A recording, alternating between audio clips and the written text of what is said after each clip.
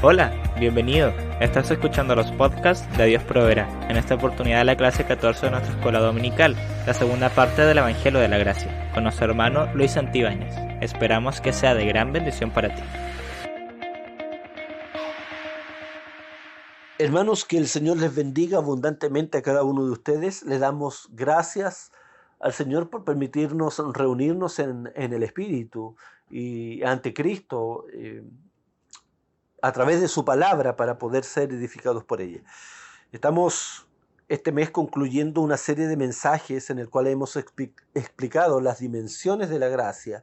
Hemos tratado de abrir este cofre y sacar toda la riqueza, toda la maravilla del Evangelio para que podamos crecer en él. Y hoy día particularmente, así como en la clase anterior, estamos hablando de por qué el Evangelio es denominado el Evangelio de la Gracia. Y entonces quiero partir diciéndoles, mis hermanos, cuán importante es vivir y reconocer y abrazar la gracia del Señor. Este no es un tema opcional para la vida del creyente. El conocimiento de la gracia es fundamental para vivir una vida de paz, una vida segura y llena de gozo, mis hermanos.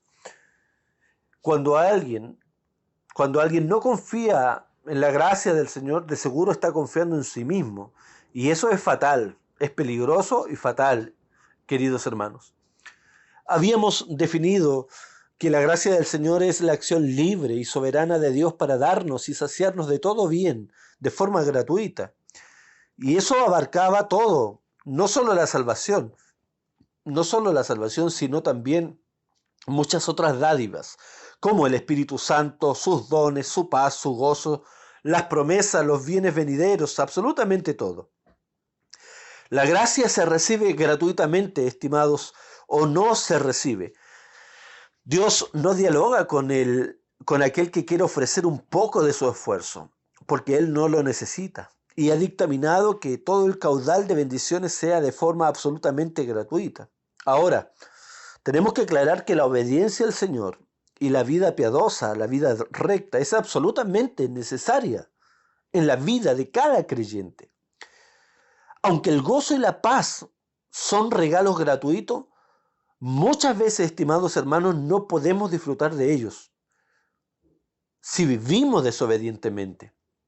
No porque mi obediencia sea el pago para obtener el gozo, sino porque mi desobediencia es una muestra, es una manifestación de mi incredulidad, de mi falta de fe, que me impedirá acceder a los beneficios de la gracia. Porque solo se puede acceder, hermanos, a la bendición de la gracia cuando confío, cuando vivo por la fe. Todo creyente, estimados hermanos, debe saber que debe esforzarse. Sí, el esfuerzo no es malo. La obediencia es agradable al Señor. Pero escúcheme bien, porque ese esfuerzo y esa obediencia debe ser el resultado de nuestro amor por el Señor y nunca pensar que estamos logrando el favor de Dios por lo que hacemos. Lo único, hermanos, que produce el esfuerzo humano al querer con este alcanzar o ganarse el favor o ganar la misericordia de Dios por nuestro propio esfuerzo es la culpa. Es la autocondenación. ¿Saben por qué? Porque Dios, como hemos dicho en clases anteriores, no acepta el 70%, el 90%, ni siquiera el 90%, 99%. Dios, al ser perfecto, requiere, hermano, necesariamente el 100%, y eso es la perfección. La perfección. El problema, hermanos, es que no hay nadie perfecto entre los hombres. Mire, piense un poco en cuando oramos y nos ponemos a bostezar. Piense un poco cuando venimos a la iglesia y nos ponemos interiormente a criticar al hermano, a pensar mal de él. Piense cuando usted está en su trabajo y quiere hacer cosas bien hechas, pero no para agradar al Señor, sino para que lo aplaudan a usted por vana gloria. Piense cuando hace algo en la iglesia y quiere el reconocimiento de los demás. Piense en esta semana cuando en algún punto, en algún momento, fue hipócrita en su familia, en su trabajo, como Pedro. Piense en esta semana cuando mintió, etcétera, hermano. Podríamos mencionar muchas veces y muchas formas en las que nos equivocamos. ¿Qué quiero decir con esto? Que estamos tan manchados que jamás podremos agradar a Dios por lo que somos o por lo que hacemos. Entonces, la pregunta que debemos hacernos es, ¿qué necesitamos? Bueno, la respuesta es sencilla, es mirar a Jesús y confiar que solo Él es perfecto. Y Él cumplió perfectamente la ley. Y fue un cordero sin pecado, como decía Juan el Bautista cuando anunciaba la venida del Rey. Él fue el único, hermanos, que tuvo una vida perfecta que agradó al Padre. Entonces, la gracia, el regalo de Dios, la salvación y todas sus promesas, hermanos, ahora que necesitamos, se recibe por fe. ¿Se acuerda usted, estimado hermano, de la clase anterior? No se recibe por lo que nosotros hemos hecho, sino por lo que Cristo hizo. Si usted no confía en la gracia, estimado hermano, si yo no confío en la gracia, vamos a vivir en realidad una vida triste y llena de culpa y de autocondenación. Porque siempre vamos a estar con la sensación de no alcanzar el nivel apropiado para agradar a Dios. Vamos a tener ese sentimiento de que algo nos falta y no vamos a tener gozo, no vamos a tener paz. Pero si miramos a Cristo y confiamos en que Él cumplió la ley por nosotros, y que el Padre, imagínense hermano, nos amó estando nosotros muertos en nuestros delitos y pecados, debemos saber que ahora mucho más en Cristo nos dará sin medida de su gracia por la fe en nuestro Señor Jesucristo. Mateo 20:16 nos relata, hermanos, a un hombre, a un padre de familia, que salió por la mañana a contratar a obreros y quedó en pagarles a unos que contrató a las 10 de la mañana 50.000 pesos, a otros los contrató al mediodía, a las 12, ¿cierto? Y les pagó también 50.000 pesos, y luego salió en la tarde y les pagó, quedó de acuerdo en pagarle la misma cantidad. Y al término de la jornada, los obreros que habían trabajado durante todo el día, porque habían sido contratados desde temprano, le reclamaron a este padre de familia por haber recibido el mismo pago que los demás. Pero el padre de familia les dijo lo siguiente: ¿acaso yo no puedo hacer lo que quiera con lo que es mío? Y esto nos muestra, estimados hermanos, dos cosas. Primero, la mentalidad de estos obreros no le permitía aceptar que los demás pueden recibir la misma paga aunque trabajen menos, porque pensaban que su salario era por su esfuerzo personal. Y esto, estimados hermanos, me hacen pensar en nuestra propia vida, Cuando llegamos a pensar de alguna manera, que por el hecho de hacer más cosas merecemos más que otros. Y esto es equivocado. Porque las bendiciones de Dios no son proporcionales al esfuerzo humano. Las bendiciones de Dios, lo repito, no son proporcionales al esfuerzo humano o a algún mérito. Estos hombres tenían una mentalidad de méritos, creyendo que lo que se recibe es por la cantidad de trabajo. Pero el Señor nos está mostrando que en su reino no es así. En su reino lo que se recibe no se recibe por el esfuerzo humano. ¿Acaso crees tú o creo yo que merecemos más porque somos a lo mejor más antiguos en la iglesia? ¿O crees tú, tienes la sensación que hoy Dios te ama menos porque no hiciste lo que hiciste ayer? ¿No te esforzaste tanto como ayer? ¿Crees que Dios te ama menos o te cuida menos porque no oraste la hora o las 2 horas que oraste ayer? Estimados hermanos, si tú piensas de esta forma, es porque hay indicios de querer agradar a Dios por tu propio esfuerzo y no estás confiando en la gracia de Dios. Mira, si no oraste hoy, si no obedeciste hoy día, claro que está mal. Pero debemos entender que el amor de Dios no disminuye, ni aumenta y no varía ni una sola milésima, porque su amor es incondicional, en otras palabras, es por gracia. Lo que va a pasar es que si no oras, que si peco o si tú pecas, efectivamente no vamos a disfrutar de una vida de paz y gozo en este día o en el momento en que no queramos abandonar tal pecado o que no busquemos al Señor, no lo vamos a disfrutar. Pero no porque no nos hemos esforzado lo suficiente, sino porque al no orar y al pecar estamos rechazando la gracia, rechazando la posibilidad de buscar satisfacción solamente en Cristo.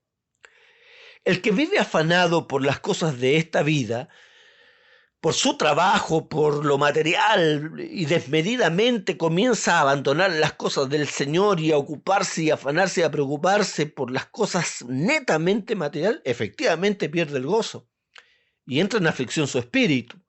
Pero no porque Dios se lo haya negado o porque le faltó esfuerzo, sino porque no está creyendo que Dios puede ser la fuente de su satisfacción absoluta y la única fuente de su gozo, y decide saciar su alma con las cosas temporales. Pero finalmente, este es un problema de fe y no de mérito, porque a la gracia se accede por medio de la fe. Los beneficios de la gracia son los por medio de la fe. La salvación es gratuita, pero quien es salvado necesita creer. Lo mismo en la vida del creyente. Las dádivas son gratuitas, pero al desobedecer estamos actuando por incredulidad. La Biblia dice que podemos acercarnos confiadamente al trono de su gracia. Hoy puedes haber pecado, mañana puedes haber vivido una vida de santidad, pero siempre podemos acercarnos ante Dios con confianza, porque Dios está sentado sobre un trono de gracia. No hay un momento en el que debemos dejar de mirar la gracia. ¿Por qué? Porque estamos en Cristo y en Cristo somos aceptados. La gracia nos hace mirar, hermanos, al Señor y no a nosotros mismos. La gracia no te hace mirar cuánto lograste en este día para ser aceptado, sino cuánto hizo Cristo. Es confianza en Cristo y no en ti. Esto es importante, hermanos, porque aunque parezca piadoso, cuando confiamos en nuestro propio esfuerzo es la mayor prueba de nuestro orgullo, del orgullo de nuestro corazón. Bendita gracia, hermano, bendita gracia que nos hace libre. ¿Cuántos años hemos pasado nosotros esclavos de nuestra propia arrogancia, creyendo de que lograremos el favor de Dios con nuestra propia fuerza? Los jóvenes, hermanos, flaquean y caen, pero los que esperan en el Señor, los que esperan en su gracia, tendrán nueva fuerza. Mire, esto es serio, porque si tú hoy estás sostenido en tu propia fuerza, si hoy piensas que tú puedes y no confías en el Señor, mañana, estimados hermanos, no te puedo garantizar de que seguirás en pie, porque esto no es del que corre, no es del que tiene fuerza, no es del joven, sino de aquel que se sostiene del Señor. No confiar en su gracia nos hace creer que somos superiores a los demás. ¿Por qué? Porque los demás no viven como yo y no alcanzan la medida que yo estoy alcanzando. Nos hace ver a los demás como equivocados y en un lugar inferior. Pero cuando nosotros, hermanos, vemos a los demás hermanos, la Biblia dice que debemos estimarlos a ellos como superiores a nosotros. Ellos están en la misma regla que estamos parados nosotros y necesitamos igualmente de la misma gracia del Señor. Cuando sabemos que vivimos por gracia, sabemos, hermanos, y entendemos que necesitamos lo mismo que el que pecó grandemente y cayó en adulterio. Sabemos que necesitamos lo mismo que el hermano que cayó en pecado. Sabemos que necesitamos lo mismo que el hermano que se equivocó tan feo. Necesitamos la misma gracia, ni un grano menos ni un gramo más, porque Dios nos acepta solamente por lo que Cristo es y no por nuestro esfuerzo. Ahora, esto no quiere decir que la iglesia no deba corregir y no deba exhortar o reprender al que ha pecado. Lo debe hacer. Esto no significa que todos deben participar en la iglesia o o trabajar en la iglesia, no importando lo que estén haciendo o cómo vivan sus vidas. No, mi hermano, de ninguna manera. Quienes participan en las cosas del Señor deben dar testimonio de un arrepentimiento y abandonado cualquier práctica pecaminosa. Eso es importante, hermano, también hoy día. Eso no tiene que ver con los méritos, porque la iglesia debe ser luz en el mundo. Pero también, hermano, la iglesia debe estar preparada para recibir a aquel que ha pecado y que se arrepienta, sin que tenga que hacer un cúmulo, ¿cierto? Una cantidad de penitencias como se ha llegado a hacer en la iglesia católica. La gracia nos ayuda a ser humildes, nos ayuda a recordar que no merecemos un salario más alto que aquel que se ha portado mal, porque no es nuestro esfuerzo, no es nuestro esfuerzo.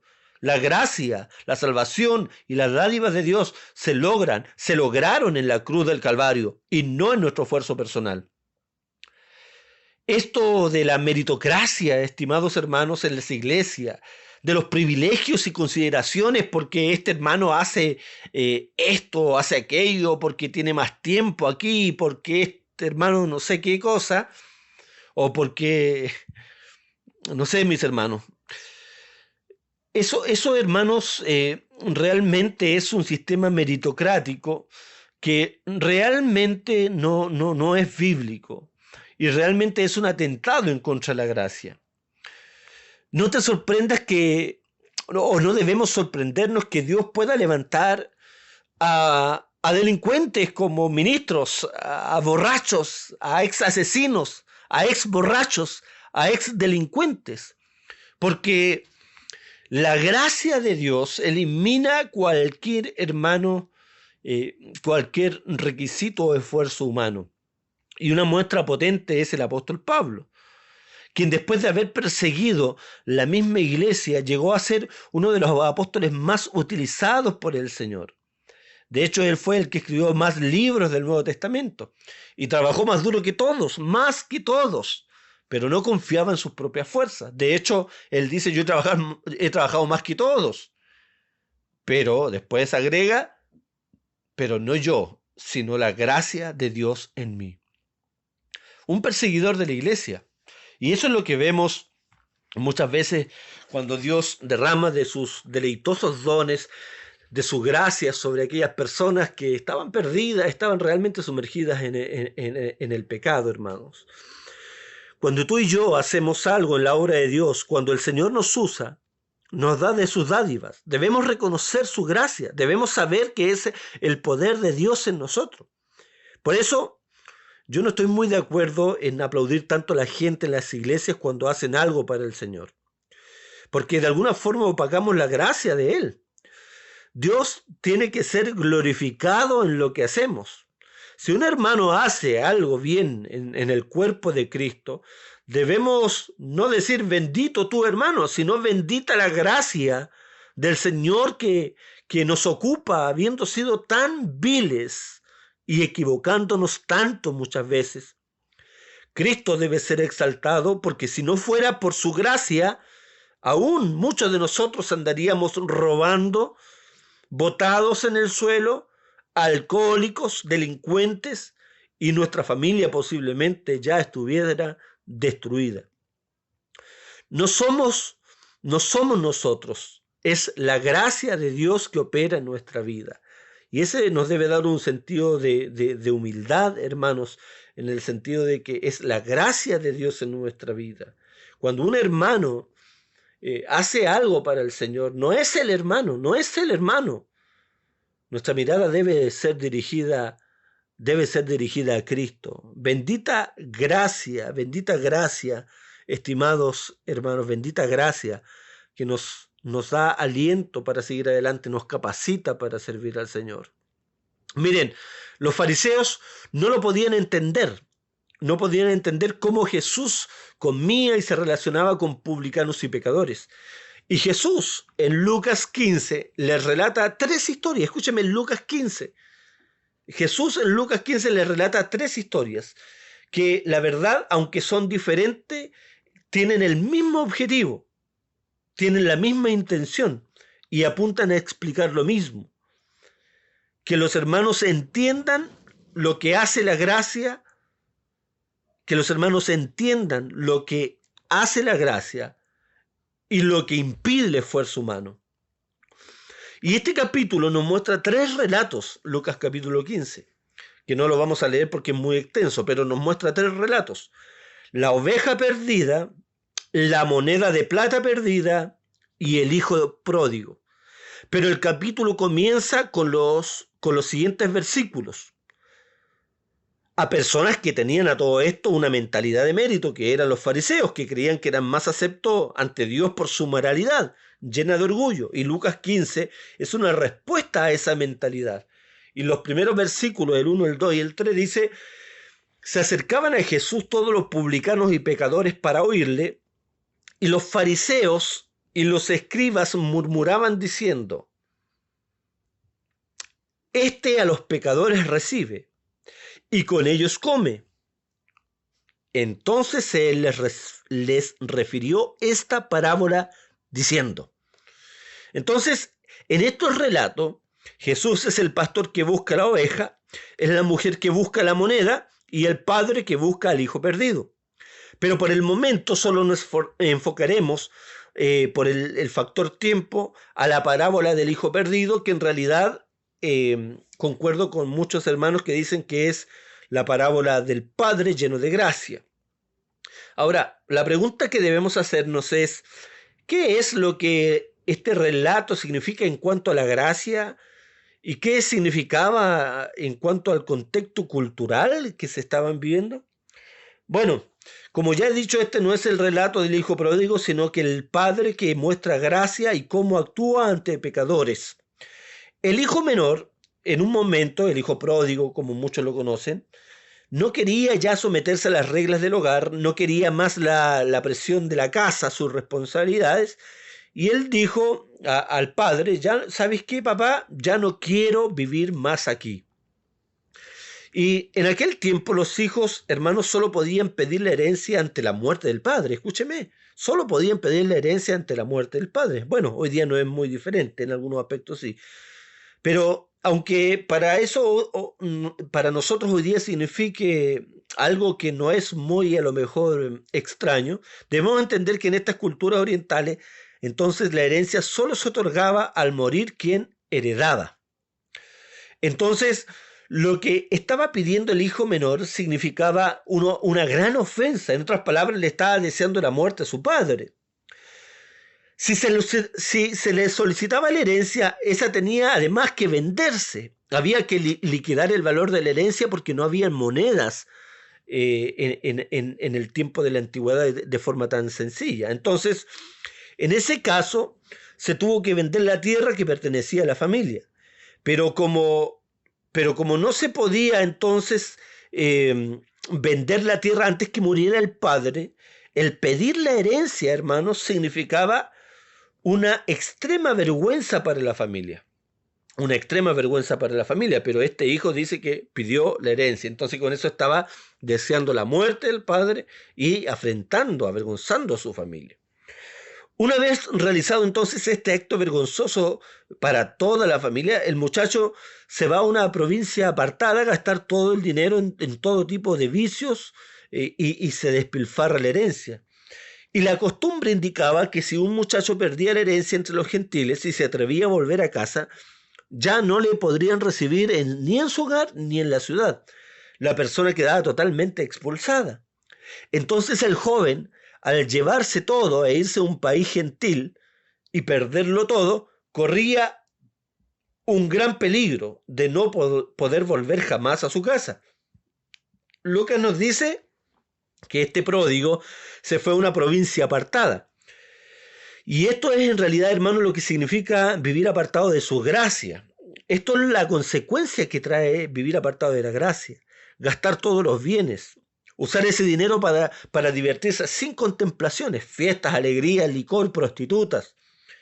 Pero después de un tiempo se quedó sin dinero, se quedó sin amigos, y cuando todo se había acabado, ni siquiera tenía comida.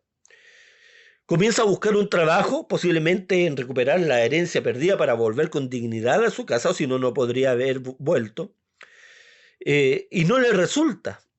Estaba lejos, estaba sin comida, Y al parecer ni siquiera podía comer la comida de los cerdos. Su condición era realmente abrumadora.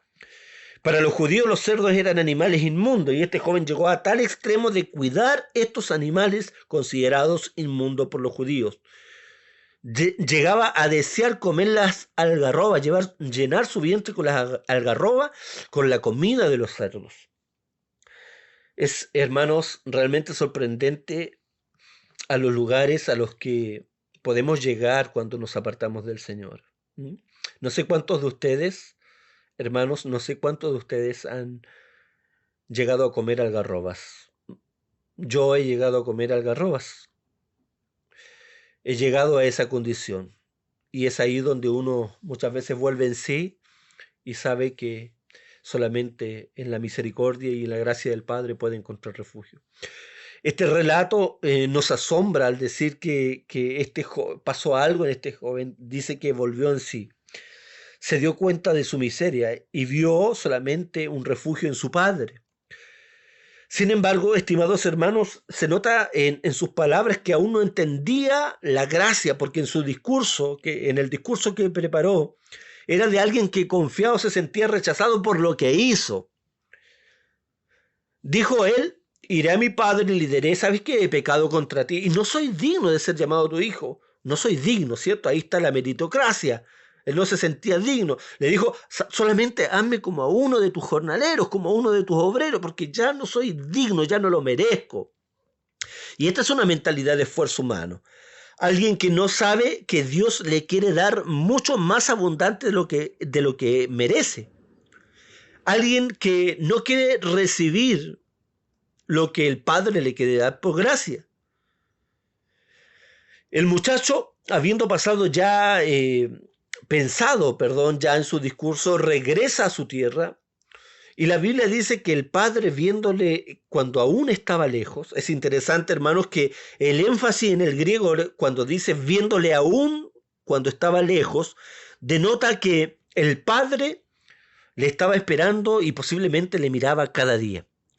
Y la Biblia dice que el hijo no corrió al padre, sino que el padre corrió hacia el muchacho. A pesar de que eso no era típico en un anciano de su edad en el Medio Oriente, porque significaba un grado de vergüenza levantarse la túnica, correr y mostrar las piernas ya flacas y deterioradas del anciano. Los ancianos en aquel tiempo solían caminar lentamente, llenos de dignidad. Pero este padre corre, levanta su túnica, no les importa mostrar las piernas, llega, corre hacia él, lo besa, lo abraza, y cuando el joven le recita su discurso, ya dispuesto a ser un jornalero porque sabía que no merecía más, el padre lo sorprende, le da un anillo, le pide un traje, hace matar un becerro, tratándolo como un hijo, dignificándolo y derribando cualquier idea de méritos, manifestando, hermanos, abundante gracia. Esto era lo que Jesús les estaba enseñando a los fariseos, les estaba mostrando lo que significaba la gracia a los más viles pecadores. Pero también les estaba mostrando cómo el hijo mayor, estando en casa, como los fariseos, que eran parte del pueblo de Israel, el pueblo de Dios, no podían disfrutar de la gracia por su orgullo y su esfuerzo personal. El hermano mayor le dijo: este ha malgastado todo su dinero y tú lo recibes de esta forma. Pero yo te he servido todos estos años y jamás has matado ni siquiera un cabrito. Pero el padre le responde: todo lo que es mío también es tuyo. Esta historia, estimados hermanos, nos muestra el carácter del evangelio, un evangelio de gracia. Jesús les estaba respondiendo a los fariseos, les estaba revelando la necesidad de la gracia, les estaba enseñando que el orgullo es un impedimento para recibirla y que la gracia se recibe sin méritos. La gracia se recibe gratuitamente, que la gracia perdona, la gracia liberta, la gracia dignifica, la gracia da vida. Mi hijo muerto ha revivido, la gracia da vida, la gracia da gozo, la gracia reivindica. La gracia, hermanos, nos devuelve el gozo, nos sostiene, nos alimenta, la gracia nos guía. Y este es el evangelio de la gracia, que anula todo el esfuerzo humano como una manera de agradar a Dios. Y nos guía a confiar solo en el amor de un Padre que nos amó y aún sido sus enemigos, nos dio vida, nos amó y entregó a su Hijo, y que ahora está dispuesto a darnos mucho más abundantemente lo que necesitamos por su gracia, como dice el libro de Romanos. Esto no quiere decir, hermanos, que da lo mismo, por favor, cumplir, vivir por la palabra. No malinterprete como lo hicieron los que escuchaban al apóstol Pablo. Él tuvo que decir, pecaremos pues entonces para que la gracia abunde. Y él aclara y dice, no, de ninguna manera, porque lo que hemos muerto el pecado, ¿cómo viviremos aún en él? Esto no es una licencia para pecar, no es una licencia para desobedecer, no es una licencia para no orar. Todo lo contrario, es una muestra del amor de Dios que nos debe impulsar a obedecer, a creer en sus palabras, a vivir agradecidos, a vivir en amor, a responder en amor, a responder en obediencia. Hermanos, este es el Evangelio.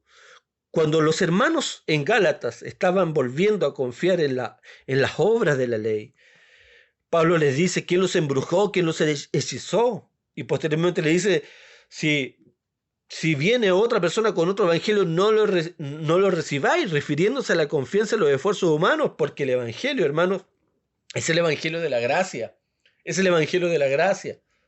Debemos vivir obedientemente, debemos esforzarnos en buscar al Señor, en vivir para Él, pero como una respuesta a su amor, no porque eso signifique que Dios nos va a amar más o nos va a amar menos.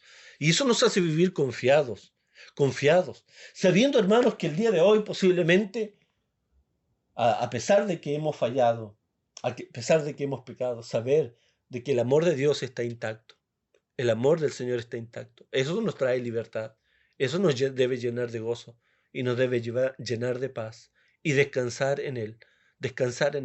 El alma, hermano, que vive afligida, tratando de agradar a Dios por sus propios esfuerzos, nunca tiene paz, porque siempre va a sentir que le falta algo más. Hermano, descanse en la gracia del Señor, descanse en el amor del Señor, búsquele, pero sepa usted que aunque usted hoy día se porte, ¿cómo lo puedo decir? Se porte con mayor desobediencia que el día de ayer, el Padre lo va a seguir amando. Pero obedezca, pero ore, pero busque al Señor, esfuércese en servir al Señor, en cumplir la ley, pero no para que el Señor lo ame más, porque el Señor ya lo ama. Lo amó cuando usted era un rebelde, lo amó cuando usted era un pecador, cuando usted era una persona que odiaba a Dios. Ahí el Señor ya lo amó. Imagínese ahora estando en Cristo. Su amor permanece intacto, pero esforcémonos en la gracia del Señor. Que Dios les bendiga, hermanos, abundantemente a cada uno de ustedes. Y no se olvide que si alguien tiene alguna duda, alguna consulta, está el grupo de Escuela Dominical para poder clarificar y podamos conversar más acerca de su palabra. Que el Señor les bendiga abundantemente a cada uno de ustedes. Gracias por escucharnos. Recuerda que nos puedes encontrar en Facebook e Instagram como Iglesia Dios Proveerá. Nos vemos pronto.